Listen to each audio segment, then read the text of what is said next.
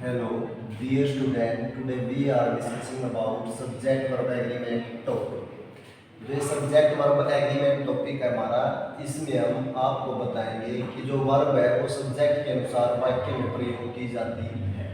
तो सब्जेक्ट किसी भी सेंटेंस में क्या होता है? सब्जेक्ट करता होता है, काम करने वाला होता है। ये जो सब्जेक्ट है ये नाउन भी हो सकती है, प्रोनाउन भी हो सकती है, यहाँ पर एडजेक्टिव भी हो सकता है। तो सब्जेक्ट होता है कर्ता। फॉर एग्जाम्पल, उदाहरण के लिए आपको यहाँ एक एग्जाम्पल लिखकर बताया गया है कि he is going to school. तो यहाँ पर हमने जो हिज हेल्पिंग वर्ब का यूज किया है या मेन वर्ब का यूज करेंगे, वो किसके अनुसार करेंगे? सब्जेक्ट के अनुसार यूज करेंगे। तो इस टॉपिक में आपको यही समझाया जाएगा कि जो सब्जेक्ट है वो सिंगुलर है या प्लूरल है, उसके हिसाब से आपको क्या है वर्ब का यूज करना है। तो इसमें हमें ही सब्जेक्ट है तो इसका यूज किया है, क्योंकि ही हमारा जो सब्जेक्ट है वो सिंगुलर सब्जेक्ट है।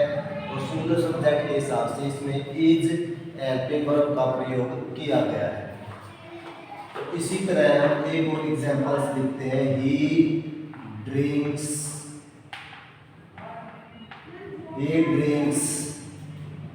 वाटर। ये जो सेंटेंस लिखा हमने भी यहाँ ही के साथ हमने ड्रिंक्स का प्रयोग किया है। जो ये ड्रिंक्स प्रयोग किया है ये सब्जेक्ट के हिसाब से क्या है, मेन वर्ब यूज की गई है। तो इससे हमें पता चलता है कि सिंगुलर सब्जेक्ट के साथ हम सिंगुलर वर्ब का यूज करेंगे। तो नीचे देखो आपको बताया गया है सिंगुलर सब्जेक्ट। सिंगुलर सब्जेक्ट क्या होता है? जो में क्या है, केवल एक वस्तु एक व्यक्ति का बोध कराता है, उसे हम सिंगुलर सब्जेक्ट बोलते हैं। एग्जाम्पल के लिए यहाँ पर बताया भी गया है आई ही see it Mohan the boy the cow. ये क्या हमारे ये सभी क्या है, सिंगुलर सब्जेक्ट है। अगर सब्जेक्ट सिंगुलर है तो उसके साथ हम सिंगुलर वर्ब का यूज करेंगे। किसका यूज करेंगे? सिंगुलर वर्ब का। सिंगुलर वर्ब क्या है? Is, am, does, was, has, drinks, right. ये जो हमारी हेल्पिंग वर्ब है और ड्रिंक्स और राइट की हमारी मेन वर्ब है। तो हेल्पिंग वर्ब और मेन वर्ब का यूज हम सब्जेक्ट के अनुसार करते हैं। इसी प्रकार एक एग्जांपल्स दे दिए यहाँ पर, मोहन खालिस्तान है हुआ है। तो हमने देखा ये क्या है, सिंगुलर सब्जेक्ट है मोहन। तो सिंगुलर सब्जेक्ट के हिसाब से हम यहाँ पर किसका यूज करेंगे? इज का यूज करेंगे। तो इस प्रकार सब्जेक्ट और वर्ब में आपस में क्या रिलेशन है, इस पूरे टॉपिक में यही बताया जाएगा। ये जो आपका टॉपिक है 2 या 3 पार्ट में कंप्लीट होगा।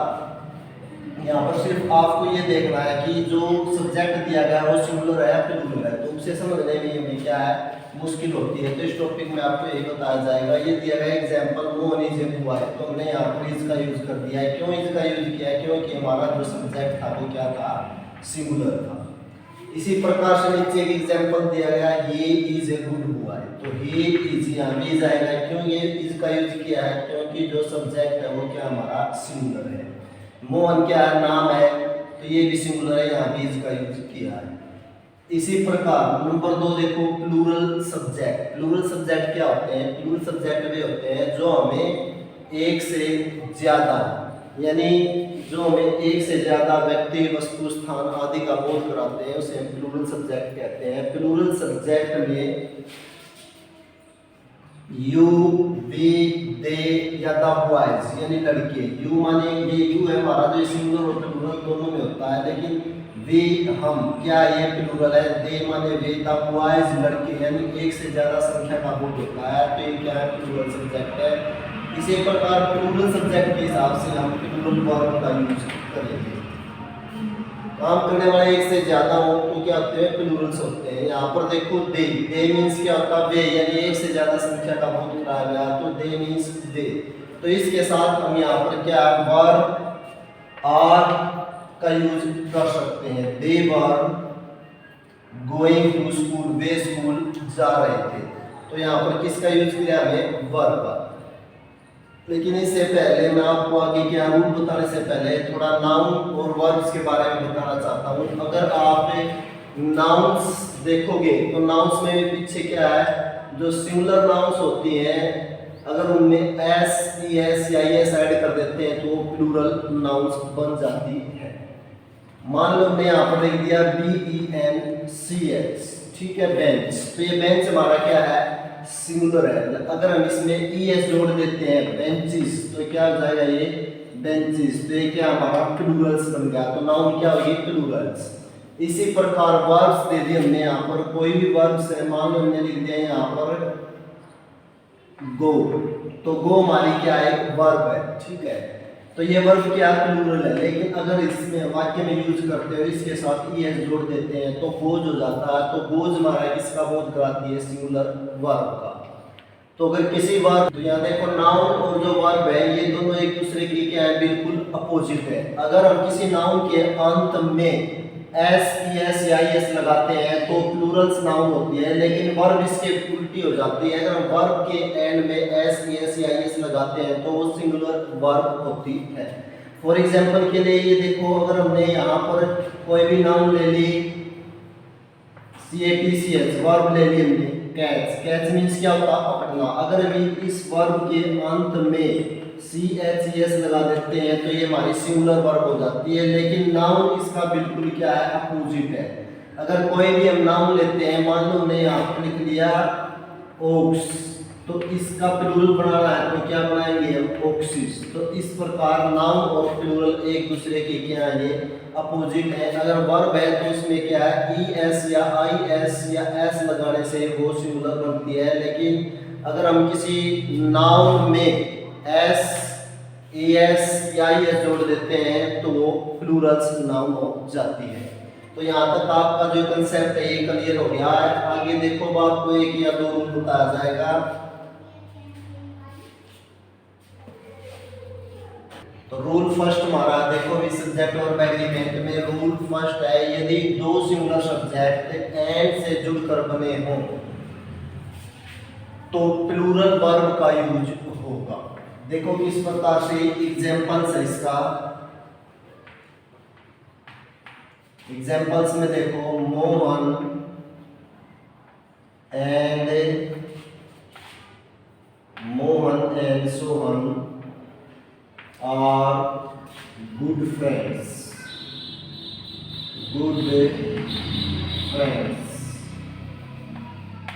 तो इस प्रकार से आपको पता चल गया कि मोहन एंड सोहन, मोहन अलग व्यक्ति है और एंड लगा दिया तो बीच में सोहन अलग व्यक्ति है, तो हमने यहाँ पर प्लूरल्स वर्ब का यूज किया है। किसका यूज किया है प्लूरल्स वर्ब का।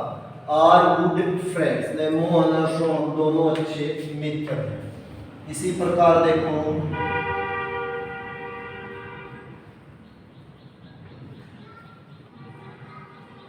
हमारा जो दूसरा एग्जांपल है mister Sachin and Rohan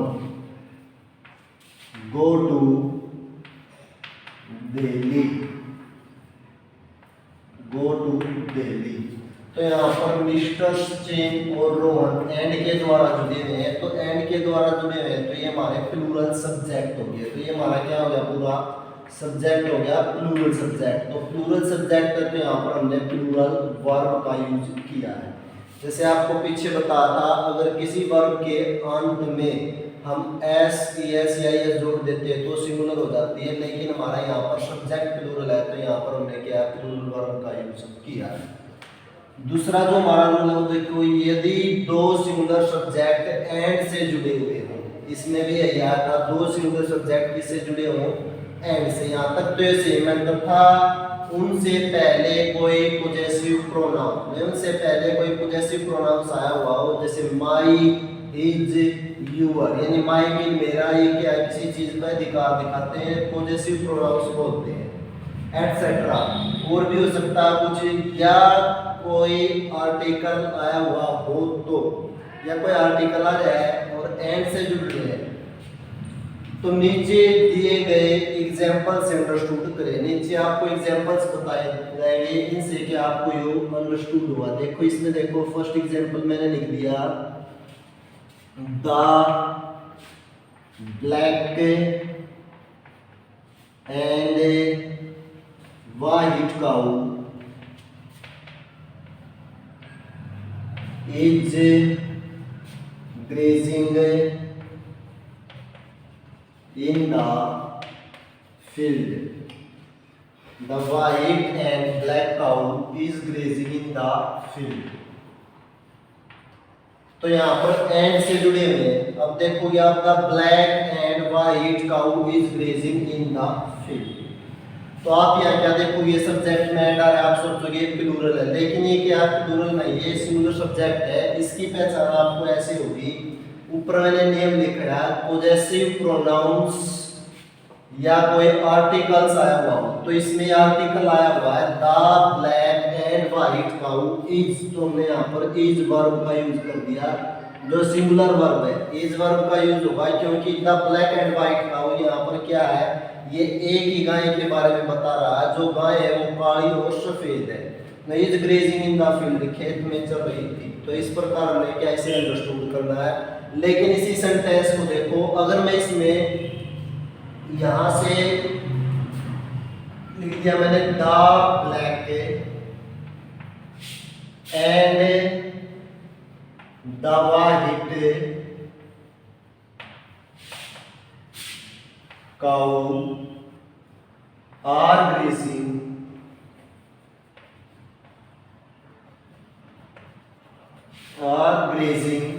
in the